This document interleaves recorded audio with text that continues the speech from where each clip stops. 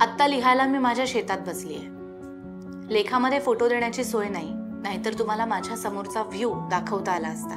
तुम्ही वाचाल जानेवारीमध्ये, पण लिहिताना डिसेंबर चालू आहे. सकाळचे 11 वाजलेत तरी उन्हाचा पत्ता नाहीये. उन्हाचा सुद्धा आणि परत हनी वाचा, आमचं धाकटं श्वान, तिचा सुद्धा. आज सकाळीच माझ्या टेबलासाठी मी नवीन जागा शोधलीये. आमच्या पोर्चच्या अगदी कॉर्नरला माझं टेबल लावून घेतलं. समोर थोडेसे डावीकडे एकामागे एक असे 6 डोंगर पसरलेत. माझ्या नाकासमोर चिखली गावाची माची आहे.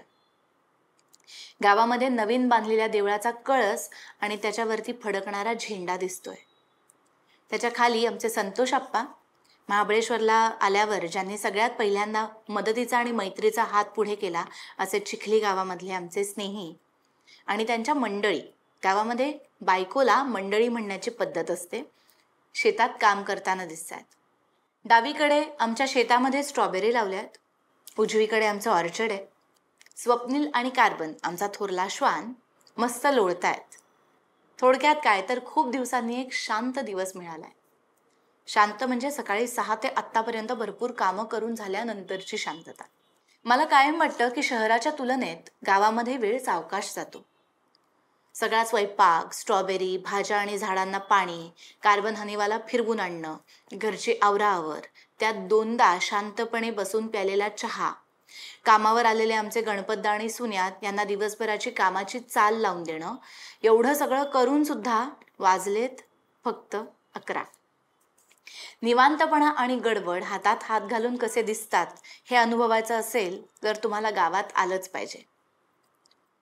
मला कायम वाटतं की ही शांतता, ही शुद्ध हवा, पृथ्वीच्या पोटातून येणारं पाणी, गावाकडची पुण्या मुंबईपेक्षा निश्चित मोठी असणारी घरं, दारातली माणसांइतकीच जीव लावणारी पाळीव जनावरं, हे सगळं सोडून जेव्हा गावामधली सगळी तरुणाई पुणे मुंबईमध्ये येते तेव्हा नक्की कुठली क्षितिज त्यांना खुणावत असतात. अंगमेहनतीची कामं नको वाटतात का? पण पुण्या मुंबईमध्ये आल्यावर सुद्धा राबणं थोडीच कमी होणार आहे. मजा अशी आहे की सध्या गावातल्या तरुण मुलांची मुंबईला खोली असल्याशिवाय लग्न होत नाहीयेत.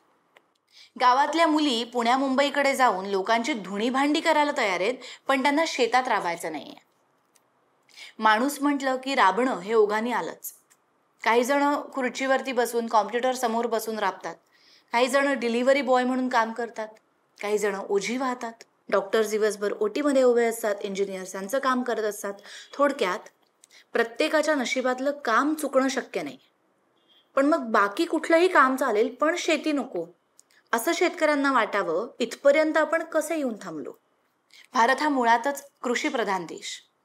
ज्या देशाचा शेतकरी श्रीमंत तो देश श्रीमंत हे अगदी लहान असताना शाळेत अभ्यास करताना वाचलेलं, तेव्हाच्या शिक्षकांनी अगदी आपल्याकडून घोकून घेतलेलं, लहानपणी 100 वेळा म्हटलेलं वाक्य मोठेपणी दिसत कसं नाही?